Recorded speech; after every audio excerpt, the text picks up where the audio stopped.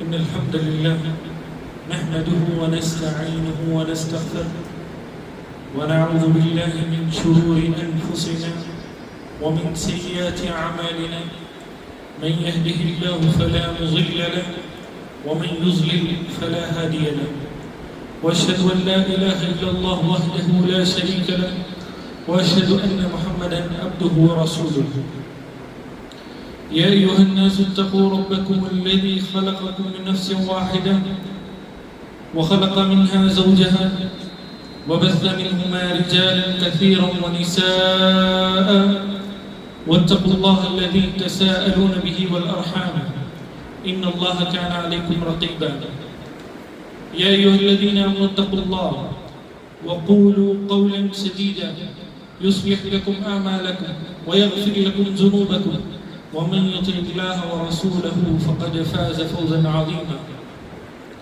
أما بعد فإن خير الحديث كتاب الله وخير الهدي هدي محمد صلى الله عليه وسلم وشر الأمور محدثاتها وكل محدثة بدعة وكل بدعة ضلالة وكل ضلالة في النار. محترم مکرم بزرگان دین، نوجوان اسلام، پردہ نشین خواتین اسلام اور حاضرین جمعہ. حاضرین، جیسے جیسے ہم لوگ ترقیوں کی طرف آگے بڑھ رہے ہیں، ٹیکنالوجی کے اعتبار سے، تعلیمی اعتبار سے، رہن سہن کے اعتبار سے، جہاں ان تمام کے فوائد ہیں، جہاں ان سے مسلمان خوب فائدہ اٹھا رہے ہیں، وہی ان کے برے اثرات اور منفی اثرات بھی مکمل طور پر مرتب ہو رہے ہیں. ان حالات میں ہمیں ایمان کے تحفظ کی، اعمال کے تحفظ کی اور اسی طرح ہمارے دین کے تحفظ کی خوب فکر رکھنی چاہیے. حاضرین، یہ ٹیکنالوجی کی وجہ سے، یہ سوشل میڈیا کی وجہ سے ایسے فتنے جو بس ایک علاقے کے تھے، ایک گھر میں بند تھے، ایک جماعت کے پاس تھے، وہ آج ہر فرد تک پہنچ رہے ہیں. اور اس میں ایسے بھی فتنے ہیں جو اخلاقی فتنے ہیں، اور بعض ایسے فتنے بھی ہیں جو مکمل طور پر ہمارا ایمان تک چھین رہے ہیں، ہمارے ایمان میں تک خلل ڈال رہے ہیں. ابھی دیکھیں، ذوالحج کا مہینہ مکمل طور پر ختم ہونے والا ہے اور آنے والا مہینہ محرم کا ہے. محرم میں جو شیعہ کے افکار ہیں، جو صحابہ سے متعلق ان کے گندے خیالات ہیں، وہ بس اسی جماعت تک محدود تھے. لیکن سوشل میڈیا کی وجہ سے آج ہمارے نوجوانوں کے اندر جو ہماری صفوں میں ہیں، لیکن ان کے اندر وہ فکریں آ رہے ہیں، ان کے اندر جو ہے نا وہ خیالات آ رہے ہیں. کیسے؟ سوشل میڈیا کی وجہ سے. تو حاضرین، ان حالات میں اگر ہم ہمارے ایمان کے تعلق سے اور ہمارے قوم کے ایمان سے متعلق نہیں سوچیں گے، فکر مندی نہیں رکھیں گے، تو اللہ کا ڈر اور اسی طرح رسول اللہ صلی اللہ علیہ وسلم کی سنتیں اور اسی طرح جو ہے تدین ہمارے اندر سے، یہ تمام چیزیں ختم ہوگی ہی، اس کے ساتھ ساتھ ایمان بھی چلا جائے گا اور ہمیں خبر تک نہیں ہوگی. میرے بھائیوں، ان حالات کو سامنے رکھتے ہوئے میں مکمل ذمہ داری کے ساتھ آپ لوگوں کو اللہ سبحانہ و تعالیٰ کا اس امت کے لیے پہلا پیغام جو تھا وہ یاد دلانا چاہتا ہوں. اس امت کو اللہ سبحانہ و تعالیٰ نے پہلا پیغام کیا دیا؟ اللہ سبحانہ و تعالیٰ نے کیا فرمایا سورہ علق میں؟ اقرأ بسم ربک الذی خلق. پہلا پیغام اس امت کو پڑھنے کا ہی دیا گیا. اور پڑھنے سے مراد کیا ہے؟ ہم سائنس پڑھیں، سوشل پڑھیں یا اسی طرح دیگر چیزیں پڑھیں، وہ سب جو ہے فرائض میں نہیں آتی. وہ چیزیں وہ ہماری ضروریات ہیں. وَمَا خَلَقْتُ الْجِنَّ وَالْإِنسَ إِلَّا لِيَعْبُدُونَ کے تحت جو ہے نا یہ تمام چیزیں نہیں آتی. ہم جو ہے ہمارے رہن سہن کے لیے وہ چیزیں پڑھ رہے ہیں، لیکن جو اصل چیز پڑھنا ہے قرآن کی تعلیمات اور اسی طرح رسول اللہ صلی اللہ علیہ وسلم کی تعلیمات، وہ حکم جو ہے اللہ سبحانہ و تعالیٰ نے اس امت کو رسول اللہ صلی اللہ علیہ وسلم کو پہلا حکم دیا. اگر وہ پہلا حکم ہم بھلا کر ہماری زندگی جینا چاہتے ہیں تو یاد رکھ لیجئے ہم کامیاب مسلمان کبھی بھی نہیں بن سکتے. اور اللہ سبحانہ و تعالیٰ نے اس واقعے میں اتنے رموز اتنے اشارے دیے ہیں سبحان اللہ. بس وہ ایک واقعہ ہمیں یہ سمجھانے کے لیے کافی ہے ایک مسلمان کے لیے سب سے اہم چیز دینی تعلیم. بس وہ ایک واقعہ رسول اللہ صلی اللہ علیہ وسلم کو اللہ سبحانہ و تعالیٰ سیدھے وہ جو ہے نا آیت رسول اللہ صلی اللہ علیہ وسلم کو دیگر آیتیں جیسے نازل ہوئی دیگر آیتوں کا علم جیسے دیا گیا ویسے دے سکتے تھے, لیکن نہیں. اللہ سبحانہ و تعالیٰ نے رسول اللہ صلی اللہ علیہ وسلم کے لیے ایک فرشتہ بھیجا. اور جب رسول اللہ صلی اللہ علیہ وسلم کے سامنے جبرائیل علیہ السلام نے اقرا کہا تو رسول اللہ صلی اللہ علیہ وسلم نے کیا کہا؟ ما انا بقاری, میں نہیں پڑھ سکتا. تب رسول اللہ صلی اللہ علیہ وسلم کو جھنجھوڑا گیا. آپ صلی اللہ علیہ وسلم خود فرماتے ہیں کہ میں جو ہے نا تھک گیا, اتنا زیادہ جو ہے نا مجھے جھنجھوڑا گیا. پھر اس کے بعد رسول اللہ صلی اللہ علیہ وسلم کو گیا اقرا, دوبارہ پڑھو. تب بھی رسول اللہ صلی اللہ علیہ وسلم نے کہا ما انا بقاری. اس طرح تین مرتبہ رسول اللہ صلی اللہ علیہ وسلم کو جھنجھوڑا گیا. پھر اس کے بعد جو ہے نا وہ آیت مکمل طور پر رسول اللہ صلی اللہ علیہ وسلم کی زبان سے نکلی, اقرا بسم ربک الذی خلق.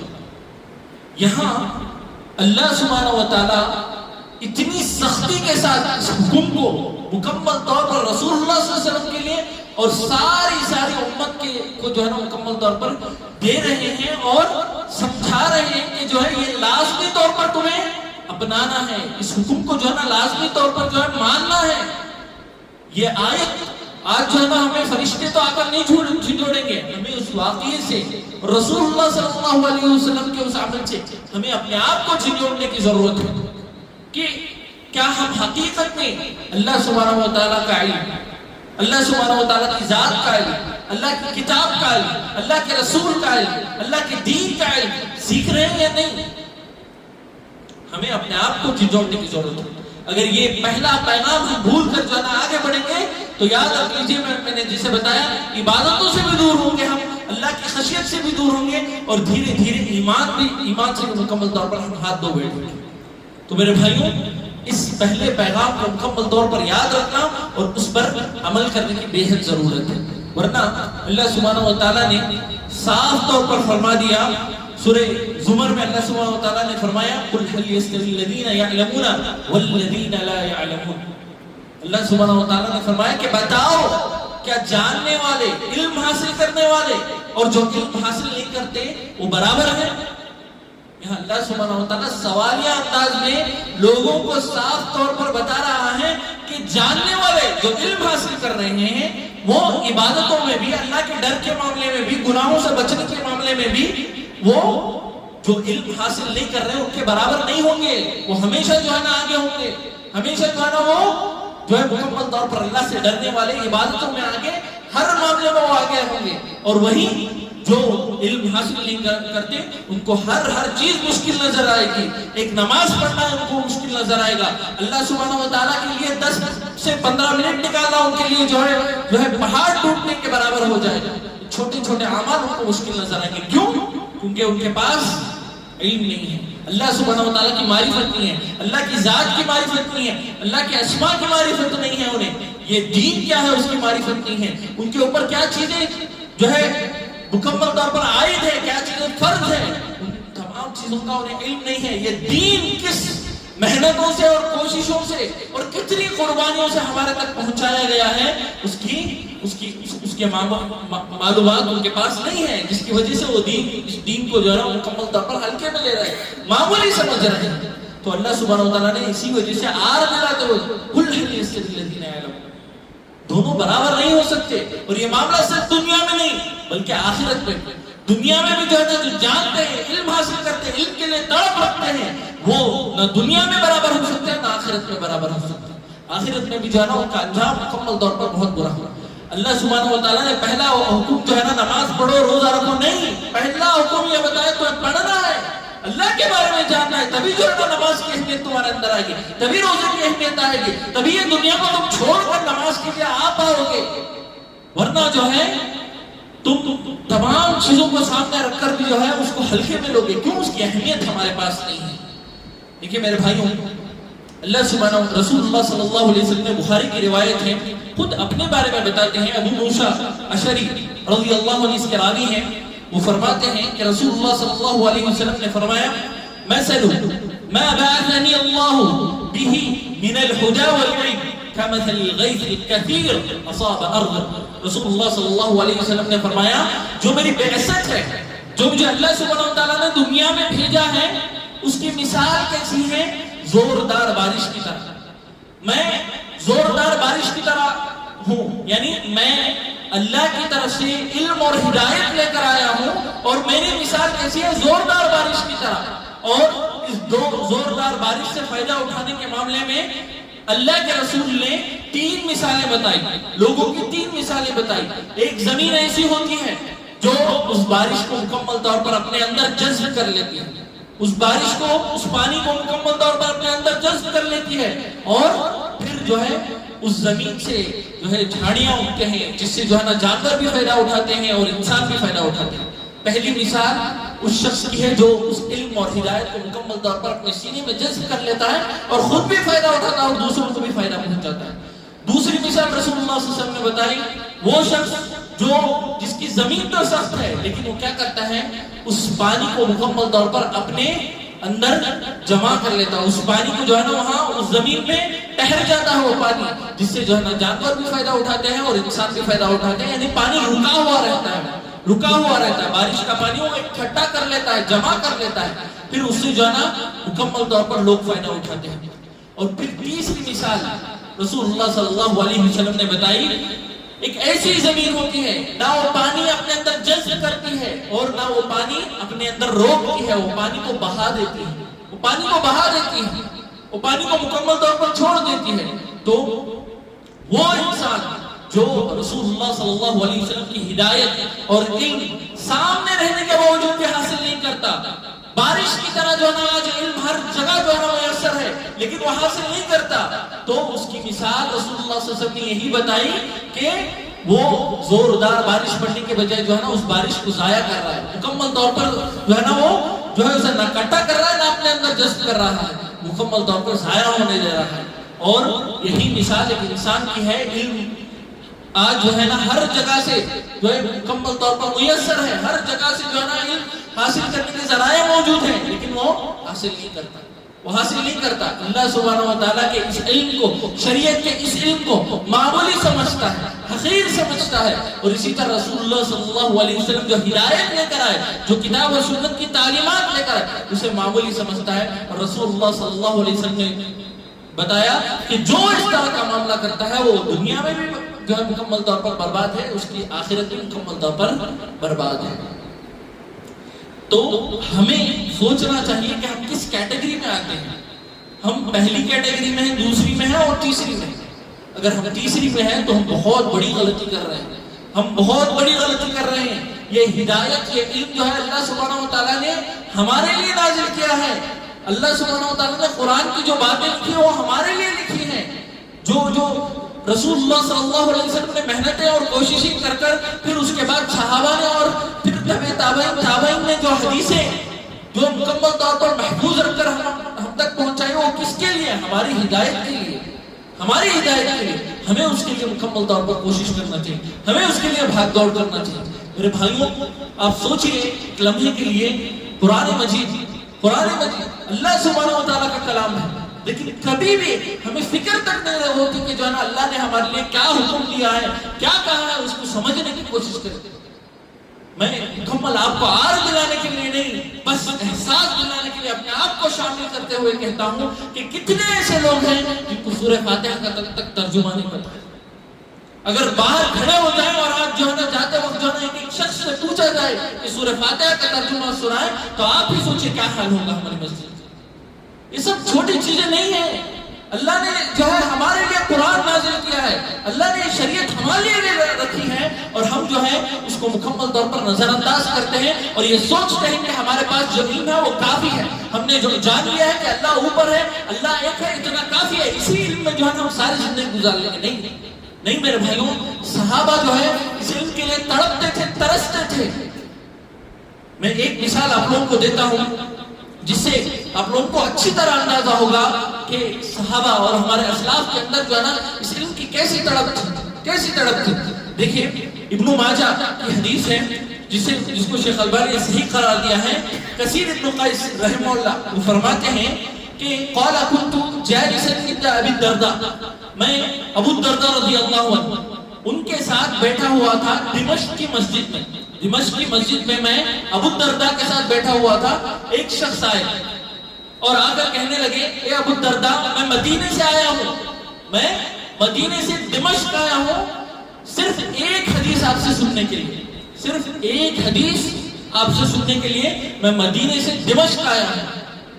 اور پھر ابو الدرداء رضی اللہ عنہ سوال کرتے ہیں کیا تمہارا کوئی اور مقصد نہیں تھا؟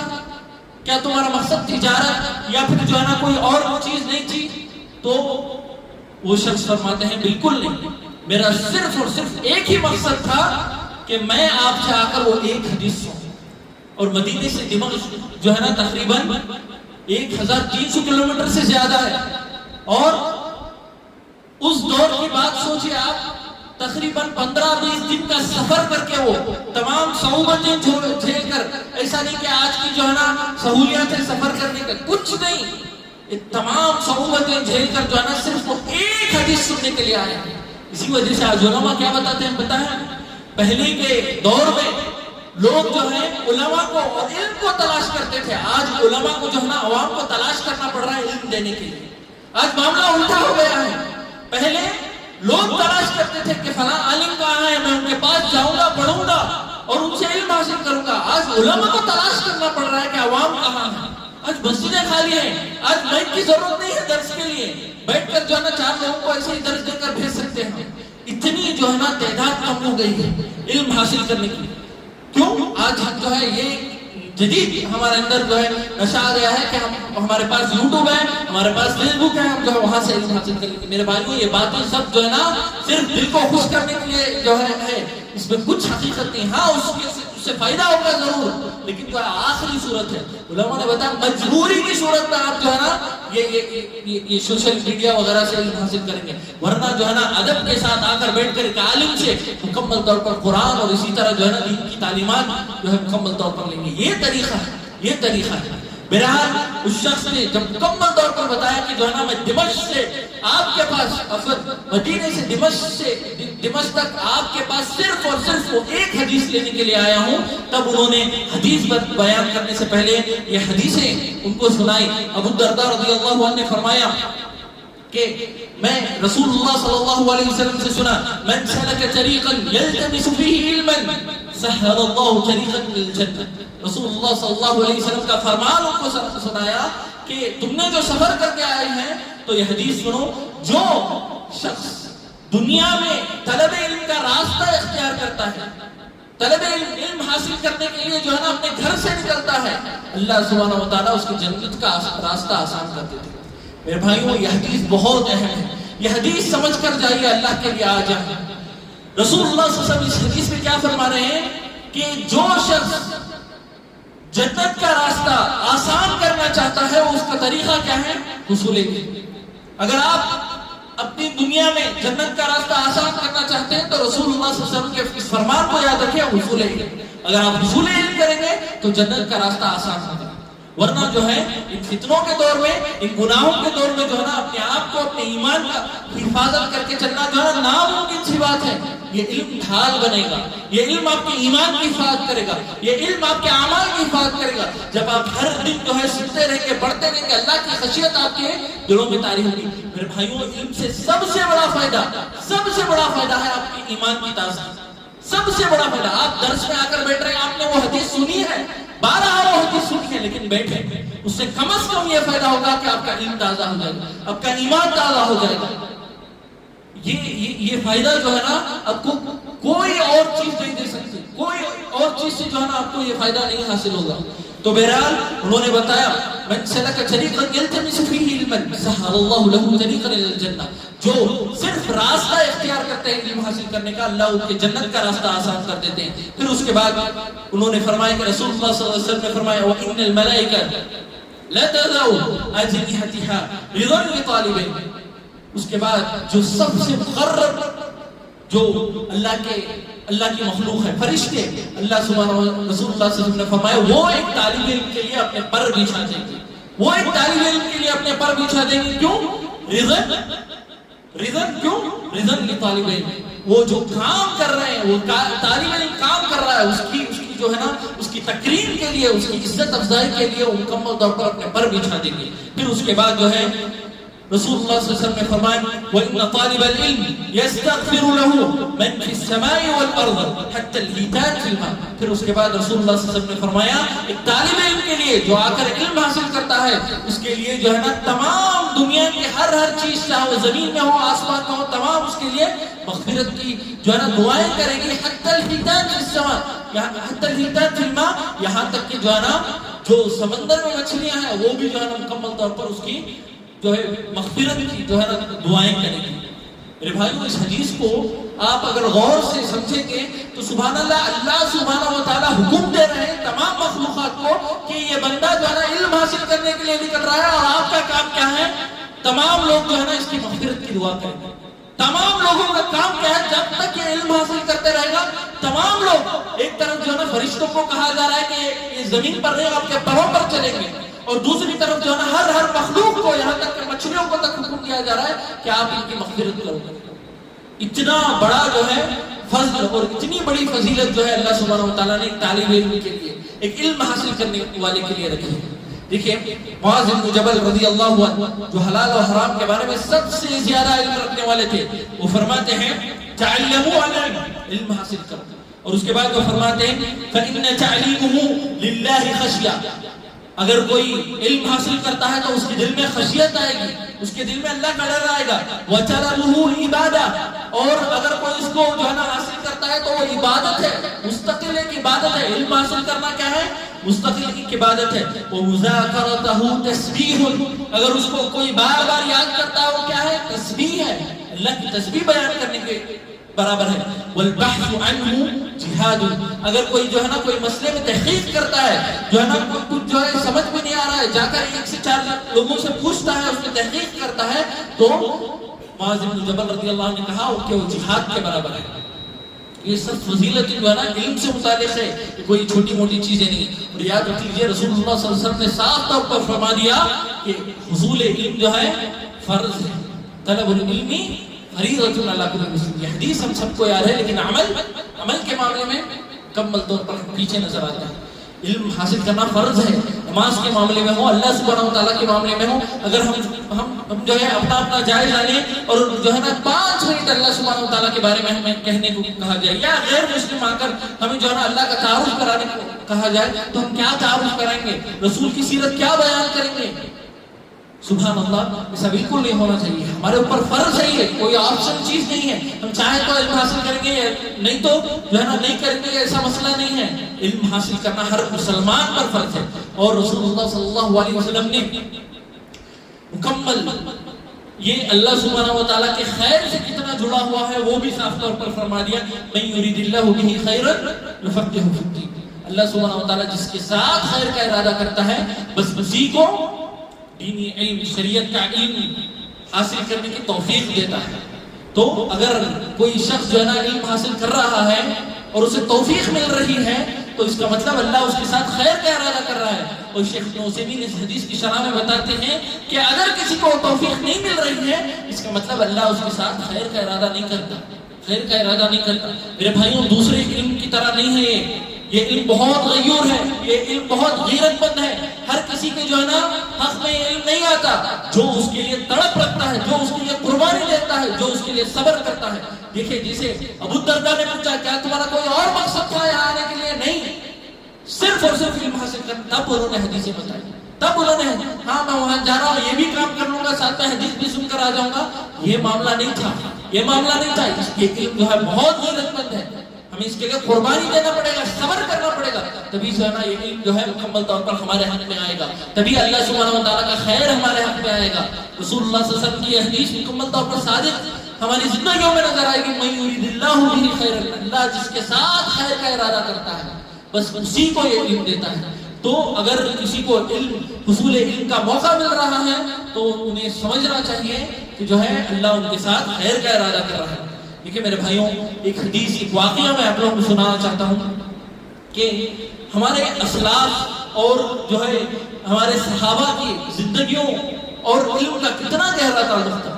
حنظلہ رضی اللہ عنہ کتنے بڑے جلیل القدر صحابی ہم سب جانتے ہیں. حنظلہ رضی اللہ عنہ ایک مرتبہ جو ہے نا صحیح مسلم کی روایت ہے ایک مرتبہ جو ہے ایک کونے میں بیٹھ کر رو رہے ہوتے ہیں اور ابو بکر صدیق رضی اللہ عنہ سے گزرتے ہیں اور سوال کرتے ہیں ما بالو یا حنظلہ, یہ حنظلہ کیا مسئلہ ہے, کیوں رو رہے ہو؟ تو حنظلہ رضی اللہ عنہ اٹھ کر کھڑے ہوتے ہیں اور کہتے ہیں نا حنظلہ, کتنی بڑی بات, سبحان اللہ. وہ کہتے ہیں کہ حنظلہ منافق ہو گیا, حنظلہ منافق ہو گیا. تب ابو بکر رضی اللہ عنہ بڑے تعجب کے ساتھ سوال کرتے ہیں اے حنظلہ کیا بول رہے ہو تم, کیا معاملہ ہے, کیا بول رہے ہو تم؟ تب مکمل طور پر سناتے ہیں کہ جب بھی میں رسول اللہ صلی اللہ علیہ وسلم کی مجلسوں میں رہتا ہوں, علم کی مجلسوں میں رہتا ہوں, میرا ایمان مکمل طور پر تازہ رہتا ہے. ایسا ہوتا ہے کہ میں جنت کو اور جو ہے نا جہنم کو میں اپنی آنکھوں سے دیکھ رہا ہوں. جیسے ہی جو ہے نا اپنے گھر میں چلے جاتا ہوں, اپنی مصروفیات میں مصروف ہو جاتا ہوں, وہ تمام چیزیں جو ہے نا میں بھولنے لگتا ہوں. تب ابو بکر صدیق, جن کا لقب صدیق ہے, وہ کہتے ہیں کہ میرا بھی یہی معاملہ ہے, میرا بھی یہی معاملہ ہے, اور میں بھی جیسے رسول اللہ صلی اللہ علیہ وسلم کی مجلسوں سے نکلتا ہوں, میں بھی جو ہے نا مکمل طور پر جو ہے نا جنت اور اس کے تذکرے, اللہ کا ڈر اور اللہ کا تقوی, یہ تمام چیزیں, یہ ایمان جو ہے مکمل طور پر کم ہو جاتا ہے. اور دونوں جو ہے نا یہی شکایت لے کر سبحان اللہ رسول اللہ صلی اللہ علیہ وسلم کے پاس پہنچتے ہیں. میرے بھائیوں, ایک طرف حنظلہ رضی اللہ عنہ اور دوسری طرف ابو بکر صدیق رضی اللہ عنہ, کوئی معمولی شخصیت نہیں تھی. جب سب جو ہے نا انکار پر اتر گئے تھے, ابو بکر نے مکمل طور پر تصدیق کی. سب سے پہلے مرد ہیں جنہوں نے اسلام قبول کیا. ایسی شخصیت انبیاء کے بعد سب سے افضل انسان, سب سے افضل انسان رسول اللہ صلی اللہ علیہ وسلم کے بعد اگر ان کی خلافت کسی نے سنبھالی تو ابو بکر تھے. اتنے جلیل القدر صحابی, وہ جو ہے نا یہ شکایت لے کر جا رہے ہیں کہ اللہ کے رسول, میرے اندر نفاق آ گیا ہے, میں منافق ہو گیا ہوں, جو آپ کی مجلسوں میں رہتا ہوں تو جو مکمل طور پر میرا ایمان تازہ رہتا ہے. دیکھیے میں آپ لوگوں کو الفاظ سنانا چاہتا ہوں. حنظلہ رضی اللہ عنہ, ابو بکر رضی اللہ عنہ پہنچتے ہیں رسول اللہ صلی اللہ علیہ وسلم کے پاس اور کہتے ہیں یا رسول اللہ نکون عندک تذکرنا بالنار والجنہ, اے اللہ کے رسول جب ہم آپ کے پاس رہتے ہیں تو آپ جو ہے نا ہمیں تذکیہ کرتے ہیں, ہمیں یاد دہانی کرتے ہیں جنت اور جہنم کے بارے میں. حتی کأننا رأی عین, یہاں تک کہ ہمیں ایسے لگتا ہے کہ ہم جو ہے نا جنت کو اور جہنم کو ہمارے آنکھوں سے دیکھ رہے ہیں. اور جیسے ہی ہم جو آپ کے پاس سے چلے جاتے ہیں ہم مکمل طور پر وہ بھولنے لگتے ہیں, نسینا کثیرا, ہم وہ بھولنے لگتے ہیں, جنت اور جہنم کو بھولنے لگتے ہیں. میرے بھائیوں, جیسے ہی رسول اللہ صلی اللہ علیہ وسلم کو یہ معاملہ ہوا تو رسول اللہ صلی اللہ علیہ وسلم نے انہیں سمجھایا کہ اگر ایمان ہر جگہ جو ہے نا برابر رہے گا تو جو ہے نا فرشتے آ کر آپ سے مصافحہ کریں گے. ایمان گھٹنا بڑھنا یہ جو ہے نا ہر انسان کے اندر رہتا ہی ہے. لیکن اس حدیث سے جو پیغام میں آپ لوگوں کو دینا چاہتا ہوں وہ یہ کہ اگر ہم جو ہے علمی مجالس سے جڑے نہیں رہیں گے, ہر دن جو ہے نا اپنے ایمان کو مکمل طور پر تازہ نہیں کرتے رہیں گے, تو یاد رکھیے یہ ایمان مکمل طور پر جب صحابہ کے اندر گھٹ سکتا ہے, جب ابو بکر صدیق رضی اللہ عنہ کے اندر گھٹ سکتا ہے, تو ہمارے اندر وہ اس دور میں تھے جہاں پر جو ہے نا قرآن نازل ہوتا تھا. یہاں ہم جس دور میں ہیں وہاں فتنے نازل ہو رہے ہیں. ایسے دور میں اگر ہم ہماری شخصیات کو اگر علم سے جوڑ کر نہیں رکھیں گے تو یاد رکھ لیجیے ایمان بھی گھٹ جائے گا اور اسی طرح ایمان نکل بھی جائے گا. میرے بھائیوں دیکھیے, ام سلمہ رضی اللہ عنہ فرماتی ہیں کہ رسول اللہ صلی اللہ علیہ وسلم صبح میں اٹھ کر جو دعائیں پڑھتے تھے اس میں سے ایک دعا کیا تھی, اللہم انی اسألک علما نافعا. پہلی چیز کیا مانگتے تھے, اللہ میں تجھ سے تیرا علم نافع مانگتا ہوں. پہلی چیز مانگتے تھے رسول اللہ صلی اللہ علیہ وسلم. رسول اللہ صلی اللہ علیہ وسلم کی پوری زندگی اٹھا کر دیکھ لیجیے, کوئی چیز زیادتی کے معاملے میں اللہ کے رسول نے نہیں مانگا سوائے علم. قل رب زدنی علما, سوائے علم کے کسی چیز کو رسول اللہ صلی اللہ علیہ وسلم نے جو ہے نا زیادہ نہیں مانگا سوائے علم کے. تو میرے بھائیوں یہ علم بھی ایسی چیز ہے جو ہمارے اعمال کو مکمل طور پر ہمارے اعمال کی حفاظت کرے گی, ہمارے ایمان کی حفاظت کرے گی, ہمارے آنے والے نسلوں کی حفاظت کرے گی. ہم ہمارے بچوں کو مکاتب بھیج دیتے ہیں, ہمارے بچوں کو قرآن سکھا رہے ہیں, ہمارے بچوں کو جو ہے نا دینی تعلیم سکھا رہے ہیں, لیکن اگر ہم پیچھے رہ جائیں گے تو یاد رکھ لیجیے نہ وہ آگے بڑھ سکتے ہیں علم کے معاملے میں, نہ ہم آگے بڑھ سکتے ہیں. تو یہ پورے ہر فرد کو, صرف بچوں کا معاملہ نہیں ہے. ہم بڑے ہو گئے ہیں, ہمارے ہمارے پاس علم آ گیا، نہیں، ہر فرد کو جو ہے نا علم حاصل کرنے کی ضرورت ہے۔ آخر میں اللہ سبحانہ و تعالیٰ سے دعا ہے کہ اللہ سبحانہ و تعالیٰ ہم تمام کو حصول علم کی اہمیت کو سمجھتے ہوئے ہماری زندگی کا ایک بڑا حصہ علم میں جو ہے صرف کرنے کی ہمیں توفیق عطا فرمائیں، اور اس کے ذریعے ہماری زندگیوں کو سنوار لیں، اور اسی طرح دوسروں کو بھی جو ہے ہدایت پر لانے اور اپنی جنت حاصل کرنے کی ہمیں توفیق عطا فرمائیں۔ آمین وآخر دعوانا الحمدللہ رب العالمین۔